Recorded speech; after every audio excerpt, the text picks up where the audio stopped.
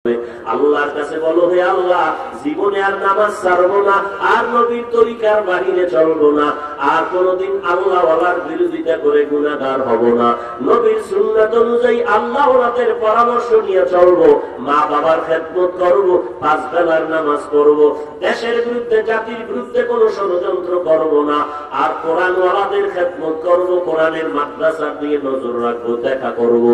আমি আল্লাহর মহব্বত নিয়ে কথা বললাম, আল্লাহর দিকে তুমিও মহব্বতের নজরে তওবা করো। গলায় ছুরি আসবে, মরে যাব, আর ঈমান আমলের বাহিরে কোনো কাজ করব না, আর কোনোদিন জবান দিয়ে গুনাহ করব না, হাত দ্বারা গুনাহ করব না, চোখ দ্বারা গুনাহ করব না। যদি তওবা করার জন্য তোমার দিলটা নিয়তটা তৈরি হয়ে যায়, আল্লাহর মহব্বতে দুটো হাত আল্লাহকে দেখায় দাও। আয় আল্লাহ, আমাদের তওবা কবুল করে নেন, নবীর সুন্নাতওয়ালা জীবন দান করেন। আয় আল্লাহ, আপনার খাস ওলি আউলিয়াদের বন্ধু বানায় দেন। আয় আল্লাহ, কোরআনের মাদ্রাসার খাদেম বানায় দেন। আয় আল্লাহ, আদবওয়ালা বিনয়ী জিন্দেগি দান করেন। আমাদের তওবার উপরে মজবুত হয়ে চলার তৌফিক দান করেন, বলেন আমিন।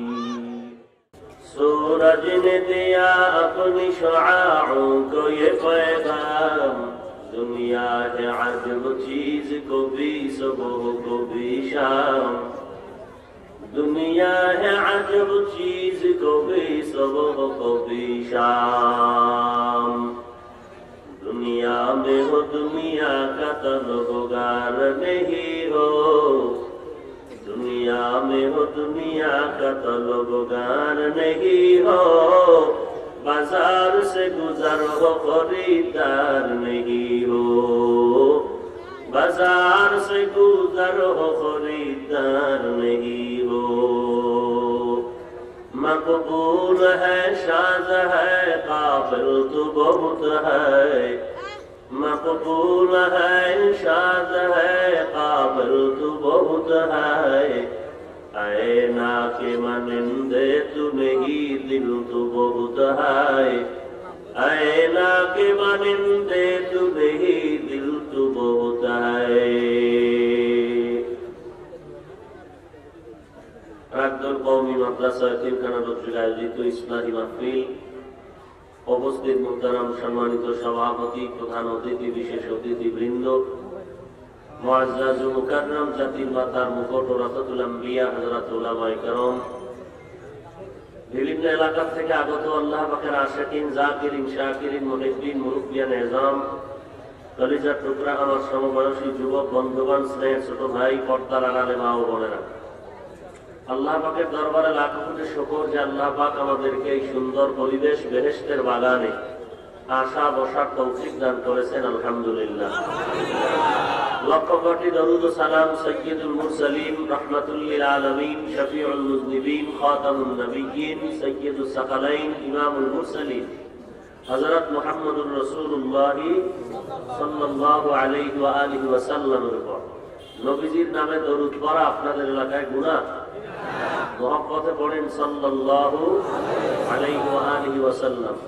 সর্বোপরি শকর আজকের এই সুন্দর আয়োজন যাদের মেহনত আর পরামর্শ আর পরিশ্রমের মাধ্যমে হয়েছে। এলাকার যুবক, বৃদ্ধ, ব্যবসায়ী, শ্রমিক, চাকরিজীবী, বিভিন্ন শ্রেণী পেশার মানুষ, জনপ্রতিনিধি, প্রশাসন, উলামায়ে কেরাম, মাদ্রাসা কর্তৃপক্ষ, প্রত্যেককেই আল্লাহ রাব্বুল আলামিনের খেদমতের বরকতে দুনিয়াতে শান্তি, সম্মান, পরকালে চিরমুক্তির ব্যবস্থা করে দিন। লম্বা চওড়া কথা নয়, সংক্ষিপ্ত কথা, যেহেতু মাগরিবের নামাজ সমাগত, আমি অল্প কথার জন্যই কোরআনে হাকিমের এক আয়াতে কারিমা তিলাওয়াত করেছি। বিশ্ব নবী, শেষ নবী, মহানবী সাল্লাল্লাহু আলাইহি ওয়া আলিহি ওয়াসাল্লামের অসংখ্য অগণিত অমীয় বাণী, পবিত্র হাদিস শরীফের মধ্য থেকে একটি হাদিস পড়েছি। আয়াত ও হাদিসের আলোকে ইখলাস ও রুহানিয়াতের সমন্বয়ে কিছু কথা আমাকে বলার মতো, আপনাদেরকে সুন্দর মতো হিম্মত, ধৈর্য, তৌফিক আল্লাহ পাক দান করুন। আমিন। ইন্নাল্লাযীনা আমানু ওয়া আমিলুস সালিহাত, নিশ্চিত যাহারা ঈমান আনয়ন করবেন এবং নেক আমল করবেন, কানাত লাহুম জান্নাতুল ফিরদাউসি নুজুলা, আল্লাহ তাদের জন্য নির্ধারণ করে রেখেছেন শান্তির সর্বোচ্চ মাকাম জান্নাতুল ফিরদাউস। রাসূল আরবি সাল্লাল্লাহু আলাইহি ওয়া আলিহি ওয়াসাল্লাম ইরশাদ করেন, লা ইউমিনু আহাদুকুম হাত্তা আকুনা আহাব্বা ইলাইহি মিন ওয়ালিদিহি ওয়া ওয়ালাদিহি ওয়ান নাসি আজমাইন। তোমাদের মধ্যে পরিপূর্ণ মুমিন কোন ব্যক্তি ওই পর্যন্ত হতে পারবে না যতক্ষণ পর্যন্ত আমি মুহাম্মদকে সকলের থেকে, নিজের পিতামাতার থেকে, সন্তান থেকে, পরিবার থেকে আমাকে মহব্বত করতে না পারবে। এ হলো আয়াত ও হাদিসের সংক্ষিপ্ত তরজমা। আল্লাহ পাক আমাদেরকে জান্নাত দেওয়ার ওয়াদা করেছেন। কোরআনের ভিন্ন আয়াতে আল্লাহ বলেন, ইন্নাল্লাহা আশতারা মিনাল মুমিনিনা আনফুসাহুম ওয়া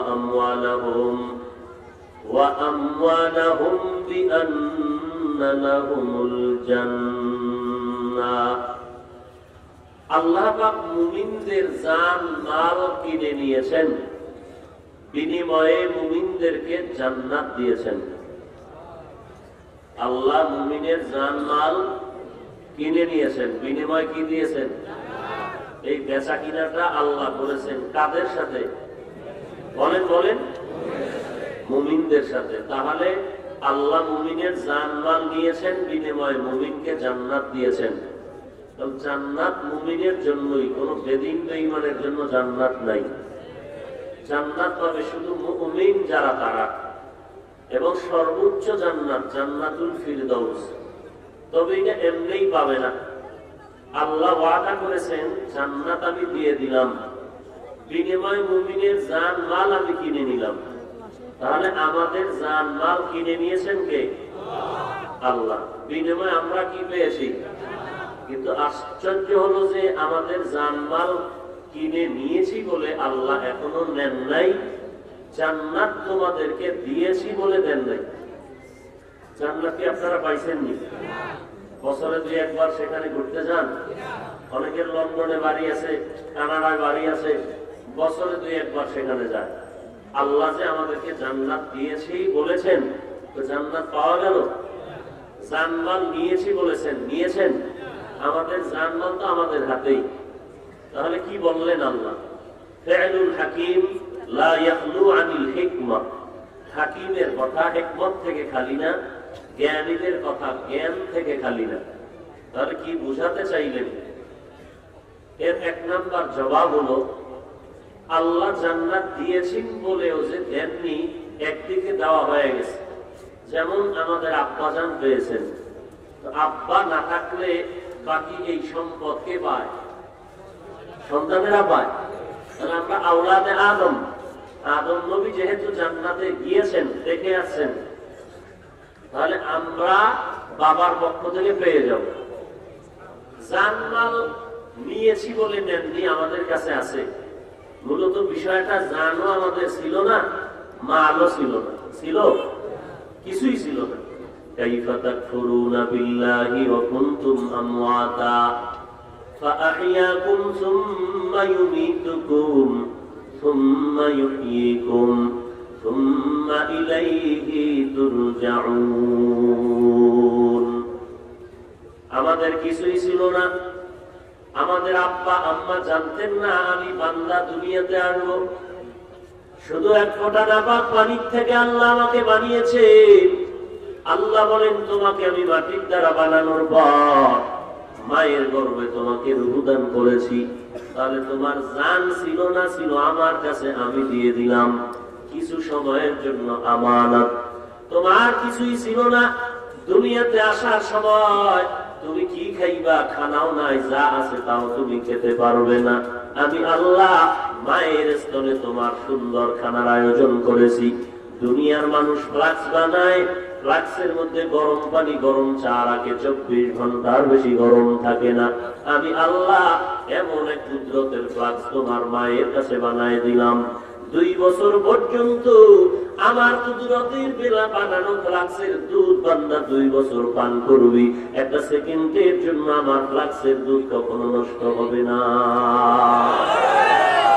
তেরে কুদরত তুদানি বার কামাল আনতা রব্বি আনতা হাসবি যুল জালাল তুহি কাদির জলিলুল্লাহ জাহাদার ওয়ার হালে তুই মেরা নিগাহদার আতিনা ফি দারে দুনিয়া না হাসান আতিনা ফি দারে উকবানা হাসান ইয়া গিয়াসাল মুস্তাগীসিন ইহদিনা লাফতিখারা বিল উলুমি ওয়াল গিনা।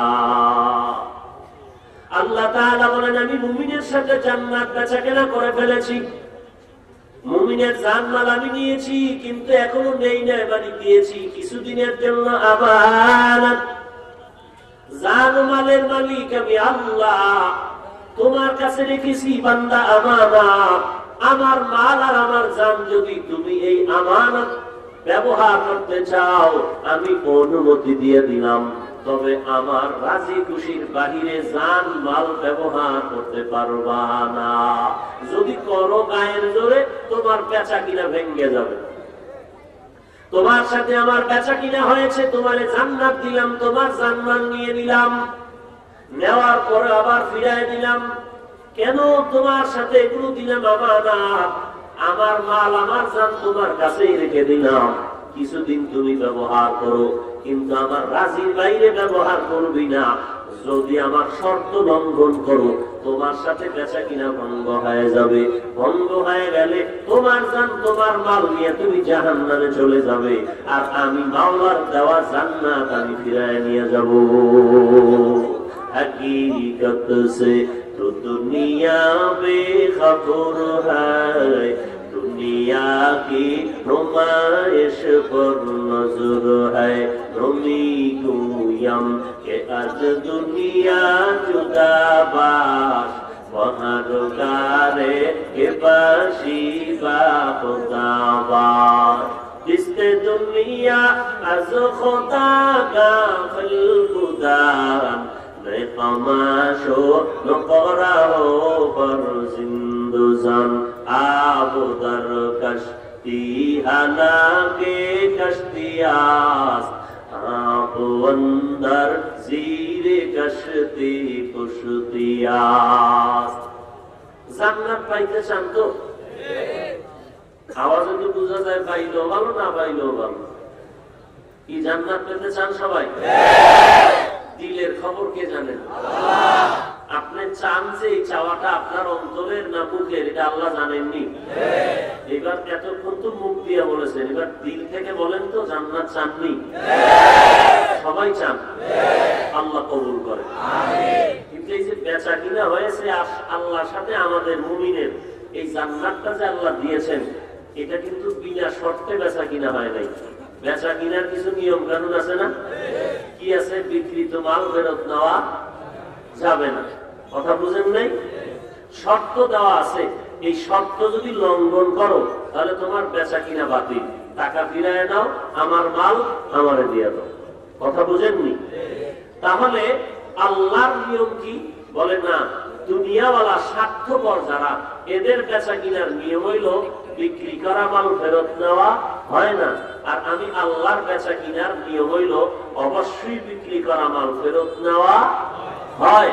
কিন্তু তোমাদের সাথে যে জান্নাতের বেচা কিনা হয়েছে এটা আমি ফেরত নিতে চাই না, তুমি যদি ফেরত দিয়ে দাও আমি আল্লাহ নিব।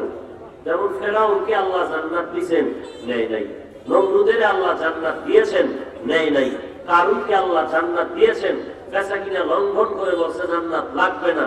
আল্লাহ বলেন তোদের মতো গাদ্দারের জন্য জাহান্নাম বানায় রাখছে। কিন্তু আমি জান্নাত নিতে চাই না। কেউ যদি জান্নাত নিতে চাও না তাহলে তার গাদ্দারির কারণে একটা জাহান্নাম দরকার, এটা বানায় রাখছে।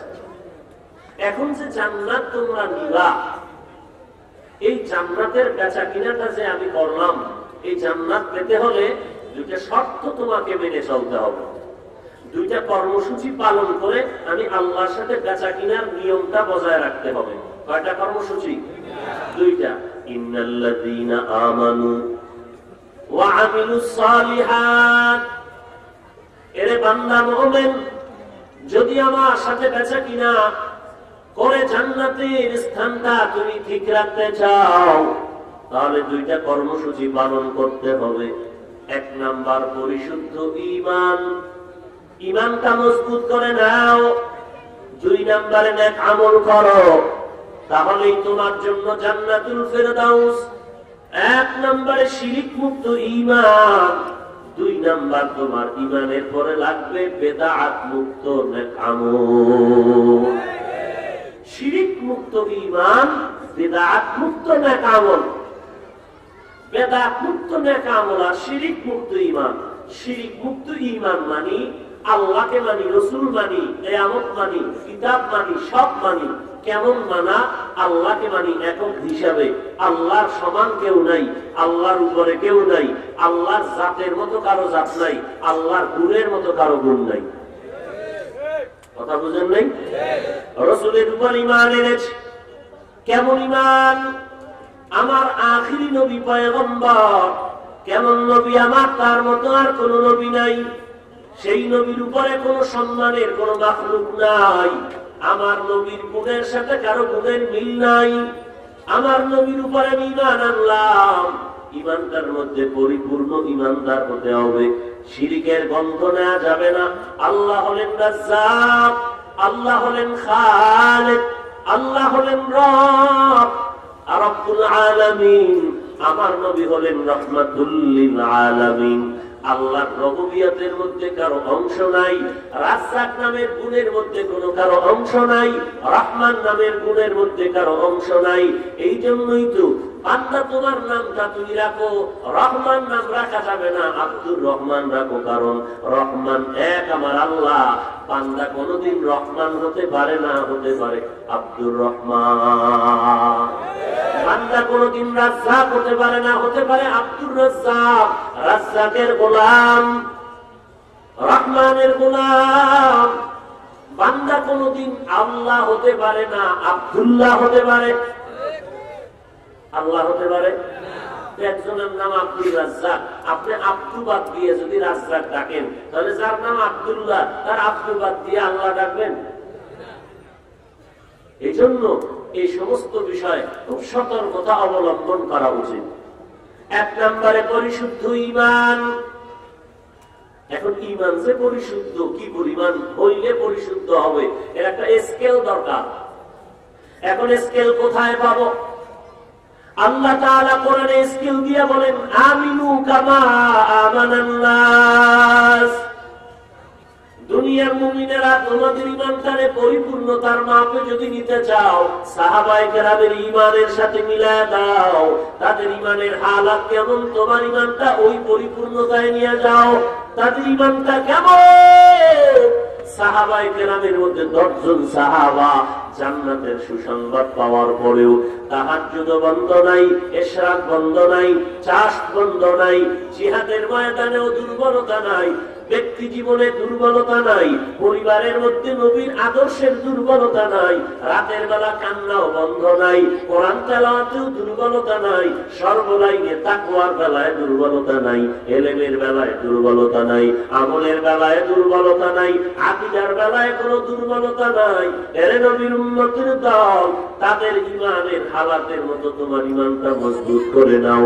সাহাবায়ে কেরামের ঈমান এত নেক আমল করার পরেও তারা কবরের আযাবের ভয়ে জীবনভর কান্না করেছেন।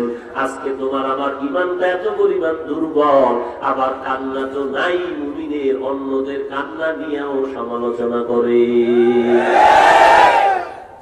ওয়াজের প্যান্ডেলে বসে কাঁদে কেন মানুষ?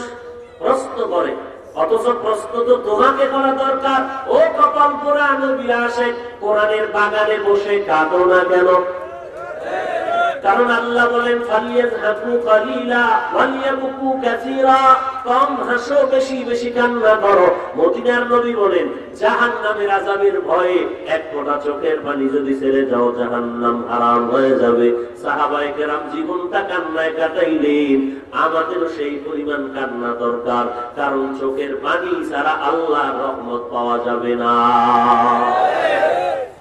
এর নবীর আশিক উম্মতের দল, সাহাবায়ে কেরামের ঈমানের মতো ঈমানটা মজবুত করে নাও। এরপরে তোমার আমলটা সাহাবায়ে কেরামের আমলের মতো করো। বলে সাহাবায়ে কেরামদের তো দেখতে পারি না, নবীকেও দেখার কোনো সুযোগ নাই। আছে কোনো দেখার সুযোগ? কথা বলেন না কেন?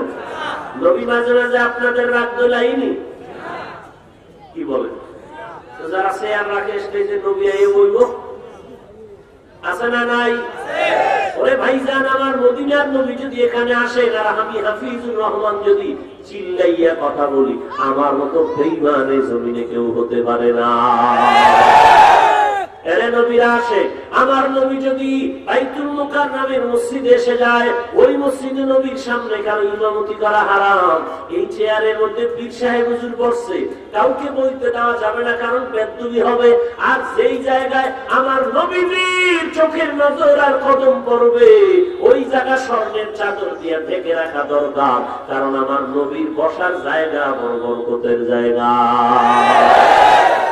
আমার নবী এখানে আইলে আমি চেয়ারে বসে থাকবো, এত বড় বেঈমানি সাহস একটা রসুলের দুশমন ছাড়া হতে পারে না।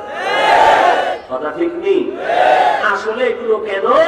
কোরআন হাদিসের শিক্ষার যথেষ্ট পরিমাণ অভাব। আর এই কোরআন হাদিস তথা ঈমানের সাথে আমলের শিক্ষার কেন্দ্র হলো এই কওমি মাদ্রাসা। আসতে বলেন কেন? এরে নবীর উম্মতের দল, তার মানে এইটা না যে অন্য প্রতিষ্ঠান বন্ধ করে দাও, না না, বাংলাদেশের সব শিক্ষা প্রতিষ্ঠান চালু থাকবে, স্কুল কলেজ ভার্সিটি যত লাইনের মাদ্রাসা আছে সব চলবে। কারণ আমরা চাই আমার সোনার বাংলাদেশের সন্তানেরা স্কুল কলেজে পড়ে হবে ডিসিএসপিআইজি, উকিল, ব্যারিস্টার, এমপি, মন্ত্রী হয়ে যাবে, উম্মতের সেবা করবে। আবার ধর্মীয় লাইনে আমরা মুফাসসির, মুহাদ্দিস, ইমাম, খতিব, আলেম, ওলামা হওয়ার পর উম্মতের ঈমানের লাইনে মেহনত করবে। এরে নবীরা আশিক উম্মতের দল, এই ঈমানের আমলটা যদি মজবুত করতে চাও, নবীজি বলেন আমি যখন থাকবো না, আমি তো রওজা মুবারাকের মধ্যে জিন্দা হালাতে নামাজ অবস্থায় কিয়ামত পর্যন্ত মদিনাতুল মুনাওয়ারায় থাকবো। জিন্দা নবী মদিনাতুল মুনাওয়ারা রওজা মুবারাকের মধ্যে জিন্দা হালাতে নামাজরত অবস্থায় আছেন। এরে নবীর উম্মতের দল, ওই নবী এখন আমার চোখের সামনে নাই, এখন আমি নবীরে কেমনে মহাব্বত করব? নবী বলেন আমার রেখে যাওয়া সুন্নতের আদর্শ তার গলার মালায় বানায় দাও। এরে নবীর উম্মতের দল, মান আহাব্বা সুন্নতি ফাকাদ আহাব্বানি ওয়া মান আহাব্বানি কানা মাই ফিল জান্নাহ। নবী বলেন যারা আমার সুন্নতের মহাব্বত করলো তারা আমি নবীকেই মহাব্বত করলো, আর যারা আমি নবীকে মহাব্বত করলো তারা আমি নবীর সাথেই জান্নাতে থাকবে। মান আহাব্বা সুন্নতি কওলে রাসূল মজদায়ে কানা মাই হামকুন কবুল। এরে এলাকার মুসলমান যুবক, ও পর্দারালের মা, অবৃদ্ধ বাবাজি, কিসের দলাদলির পেছনে দৌড়াও? দুনিয়াতে এসেছি একা সমান, আমিও দুনিয়াতে যেইভাবে আছি আপনারাও সেইভাবে দুনিয়াতে এসেছিলেন। আবার যাওয়ার হালাতটাও কিন্তু সবার এক হবে, এক না? কেমন হবে? জানাজার সিস্টেমও হবে এক, আমাদের সকলের মরণকালে কাফনের সিস্টেমও হবে এক। সকলের কাফন হবে পুরুষের জন্য 3টা, নারীদের জন্য 5টা, নাকি আপনাদের জন্য 2-1টা বেশি হবে?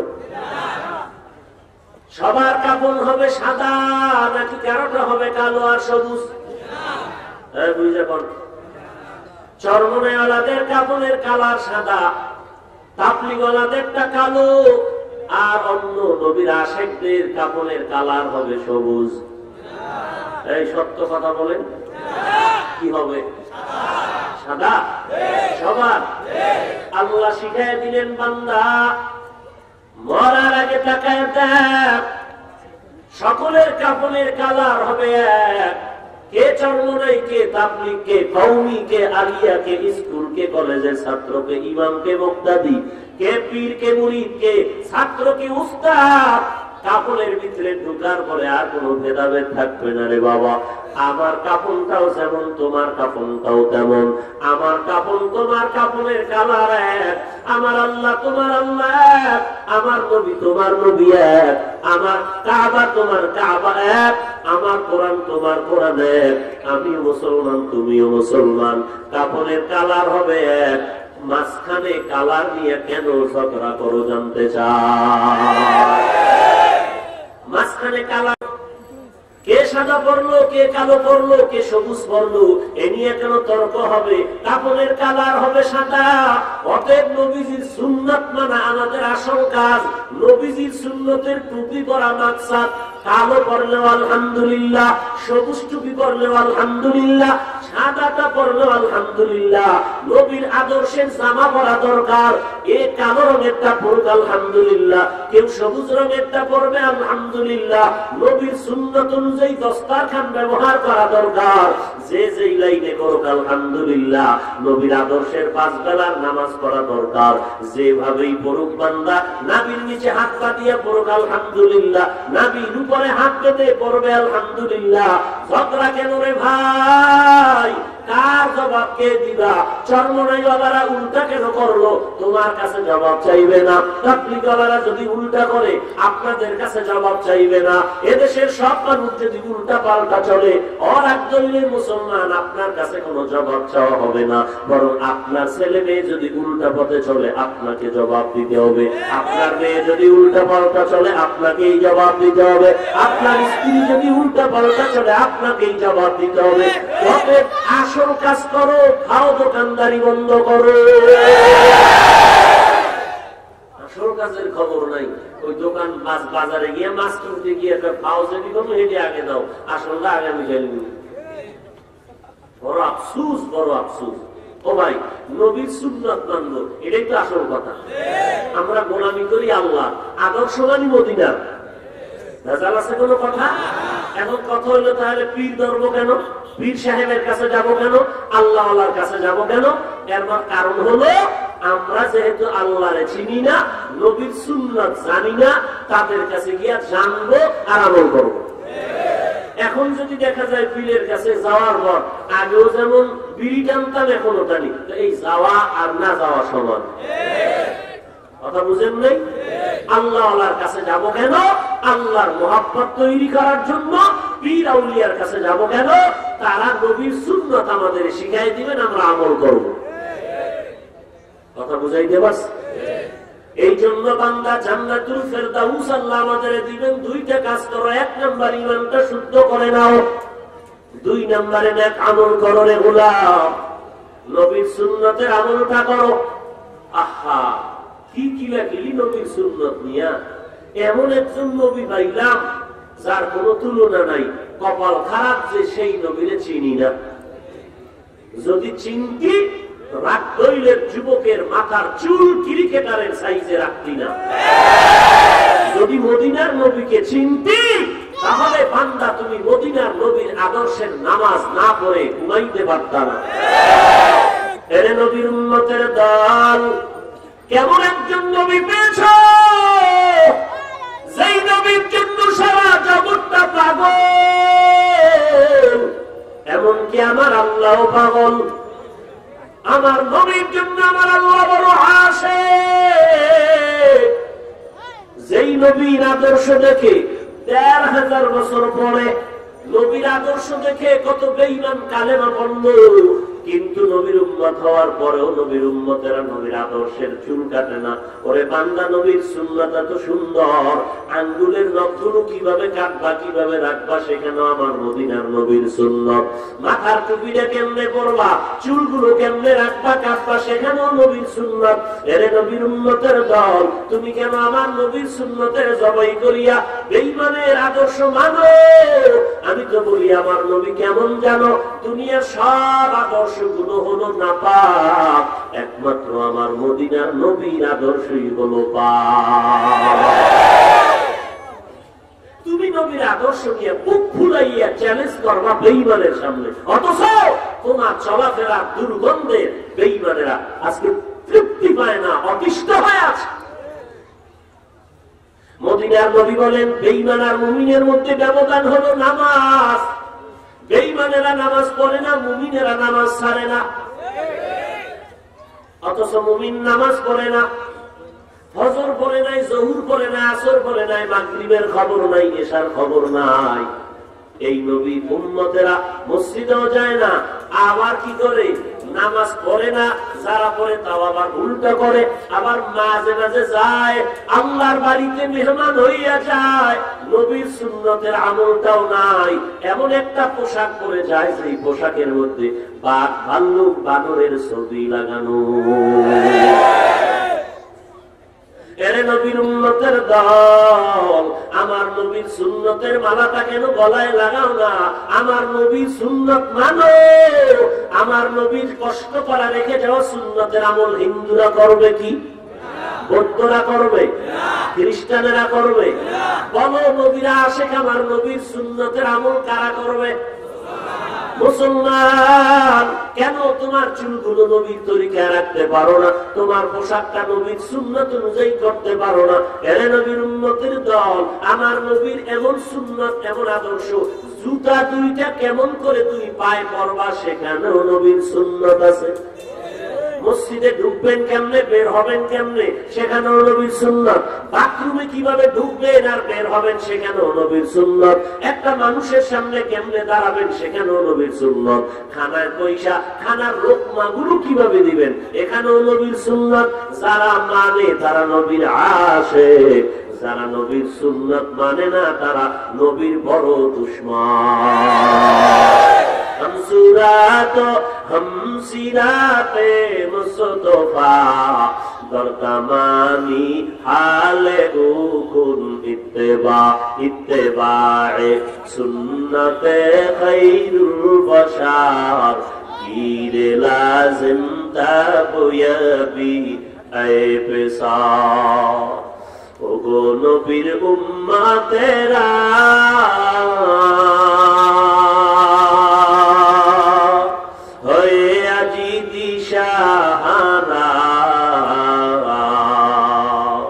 কোরআন হাদিসে রে চলো, কোরআন হাদিসে রে চলো, যখন যাহা চায় মনে, নবী বিনে কে দাঁড়াবে পুলসিরাত মিজানে, নবী বিনে কে দাঁড়াবে পুলসিরাত মিজানে।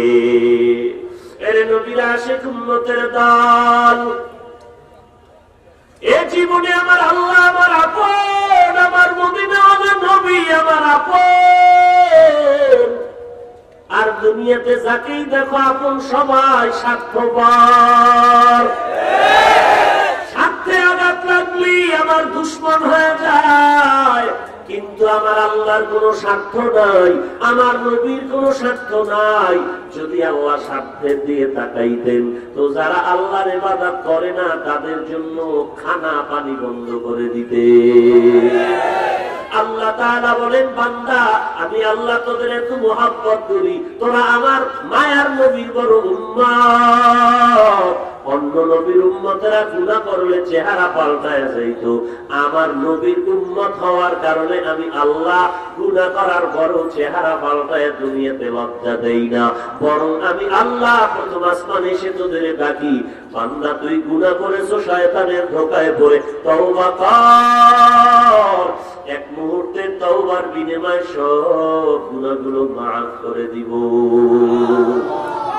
এরে নবীর উম্মতের দল, আমার নবীর সুন্নতের মালাটা গলায় লাগাও। ভাই ভাই হইয়া নবীর মহব্বতে এক কাতারে চলতে থাকো। আজকে তুমি আমি সাধারণ বিষয় নিয়ে দ্বন্দ্ব করি, আর বেঈমান নাস্তিকের আমার নবীরে সন্ত্রাসী বলে গালি দেয়। আজানের আওয়াজে বেশ্যার আওয়াজ বলে, আমার নবীর দাড়ি ছাগলের দাড়ির মতো ছিল বলে চিল্লায়। আমার নবীর বিবাহ নিয়ে বাজে কথা কয়। এগুলো কেন কওয়ার সাহস পাইল মুসলমানের দেশে? তোমার আমার ঈমান আমলের দুর্বলতা আর দূরত্ব দ্বন্দ্বের কারণে পেয়েছে। অনুরোধ করে বলবো রে নবীর উম্মতের দল, আমি বিনয়ের সাথে পায়ে হাত রেখে বলি, দুনিয়ার মায়া অন্তর থেকে দূর করে দাও, নবীর মুহাব্বতে সুন্নতের মালাটা গলায় লাগাও, আল্লাহর কাছে চোখের পানি ছেড়ে তওবা করো। হে আল্লাহ, দুনিয়ার মায়ায় পড়িয়া তোমাকে ভুলে গেছি, আমার মায়ার নবীর সুন্নতের আমি ছেড়ে দিয়েছি, আজ আমি তওবা করার জন্য রেডি হয়ে গেলাম। দুনিয়াতে আমার আপন কেউ নাই, মরণ যখন হয়ে যাবে বেঁচে থাকার উপায় থাকবে না, কিসে আপন কেউ কবরে যাবে না, ওই কবরে যাওয়ার পরে আমাকেও তিনটা প্রশ্ন করা হবে, আপনাকেও তিনটা প্রশ্ন করবে। কে কোন দল করেছেন কোনো প্রশ্ন হবে না, কে কোন পীরের দরবারে গেছেন কোনো প্রশ্ন হবে না, তিনটা প্রশ্ন হবে। রবের পরিচয় দাও, ধর্মের পরিচয় দাও, রাহমাতুল লিল আলামিনের পরিচয় দাও। এই তিনটা প্রশ্নের জবাব যদি কবরে দিতে পারেন, কবর হবে বেহেশতের বাগান, আর যদি জবাব দিতে না পারেন, কবর হবে জাহান্নামের টুকরা। তবে জবাব কারা দিতে পারবে? যারা দুনিয়াতে রবের গোলামি করলো, দুনিয়াতে ধর্ম ইসলামের মালা গলায় লাগাইলো, দুনিয়াতে থাকিয়া নবীর সুন্নতের মুহাব্বত অন্তরে ঢুকাইয়া নবীর সুন্নত অনুযায়ী জীবনটাকে চালাবে, কবরে গিয়ে তারা জবাব দিবে, কবর জান্নাতের বাগান হয়ে যাবে। আর যারা দুনিয়াতে বাহাদুরি করবে আর বলবে সুন্নত লাগে না, টুপি লাগে না, নামাজ লাগে না, পর্দা লাগে না, আবার সুদ খাইয়া চলতেছে, এরা কবরে গিয়ে জবাব দেওয়ার কোন রাস্তা খুঁজে পাবে না। যখন জবাব দিতে পারবে না, আল্লাহ তাআলা গোসায় বলবে, এ ফেরেশতা, কবরটা জাহান্নামের আগুন দিয়ে ভরে দাও। এই একটা নয়, দুইটা নয়, 99টা সাপ কবর ভরে যাবে। এরে নবীর উম্মতের দল, আল্লাহ গোসায় বলবে, রে কবরের মাটি, এই নাফরমানকে দুই পার্শ্ব থেকে সজোরে চাপ দাও, চাপের কারণে বেঈমান নাফরমানের পাজরের হাড় চুরমার হয়ে যাবে। ওই কবরের তিনটা প্রশ্নের জবাব ঠিক করে নাও, আল্লাহর কাছে তওবা করো। আল্লাহ এত দয়াময় যে এক মুহূর্তের একটা চোখের পানির বিনিময়ে সব গুনাহগুলো মাফ হয়ে যাবে। আল্লাহর কাছে বলো, হে আল্লাহ, জীবনে আর নামাজ ছাড়বো না, আর নবীর তরিকার বাহিরে চলবো না, আর কোনদিন আল্লাহ ওয়ালার বিরোধিতা করে গুনাহগার হব না, নবীর সুন্নাত অনুযায়ী আল্লাহ ওয়ালাদের পরামর্শ নিয়ে চলবো, মা বাবার খেদমত করব, পাঁচ বেলার নামাজ করব, দেশের বিরুদ্ধে জাতির বিরুদ্ধে কোনো ষড়যন্ত্র করব না, আর কোরআন ওয়ালাদের খেদমত করব, কোরআনের মাদ্রাসা দিয়ে নজর রাখবো, দেখা করব। আমি আল্লাহর মুহাব্বত নিয়ে কথা বললাম, আল্লাহর দিকে তুমিও মুহাব্বতের নজরে তওবা করো। গলায় ছুরি আসবে, মরে যাব, আর ঈমান আমলের বাহিরে কোনো কাজ করব না, আর কোনোদিন জবান দিয়ে গুনাহ করব না, হাত দ্বারা গুনাহ করব না, চোখ দ্বারা গুনাহ করব না। যদি তওবা করার জন্য তোমার দিলটা, নিয়তটা তৈরি হয়ে যায়, আল্লাহর মুহাব্বতে দুটো হাত আল্লাহকে দেখায় দাও। আয় আল্লাহ, আমাদের তওবা কবুল করে নেন, নবীর সুন্নাতওয়ালা জীবন দান করেন। আয় আল্লাহ, আপনার খাস ওলি আউলিয়াদের বন্ধু বানায় দেন। আয় আল্লাহ, কোরআনের মাদ্রাসার খাদেম বানায় দেন। আয় আল্লাহ, আদবওয়ালা বিনয়ী জিন্দেগি দান করেন। আমাদের তওবার উপরে মজবুত হয়ে চলার তৌফিক দান করেন, বলেন আমিন।